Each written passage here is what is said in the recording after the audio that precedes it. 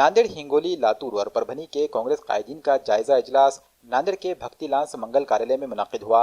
जायजा इजलास में महाराष्ट्र कांग्रेस के इंचार्ज एच.के. पाटिल, रियासती सदर नाना पटोले, रियासती वजीर तामीरात अशोक चौहान, वजीर महसूल बाला साहेब थोरात, मदद व बाजाबादकारी वजीर विजय वडटीवार, टेक्सटाइल वजीर असलम शेख, वजीर तालीम वर्षा गायकवाड़, वजीर तिब्बी तालीम अमित देशमुख, साबिक वजीर शिवाजीराव मोघे और चंद्रकांत हंडोरे, डीपी सावंत, रुकन असम्बली अमरनाथ राजूरकर, मोहन हम्मडे, माधवराव जवड़गांवकर, जिला परिषद सदर Mangarani Ambulgekar, mayor Mohini Evankar, deputy mayor Masood Ahmed Khan, Abdul Sattar, Shamim Abdullah, standing committee के चेयरमैन वीरेंद्र सिंह गाड़ीवाले, प्रोग्राम के कोऑर्डिनेटर विनायक देशमुख, अभय छाजेड़, जिला सदर गोविंद नागिलेकर और रुकन बल्दिया मुंतजिबुद्दीन व दीगर कायदीन मौजूद थे।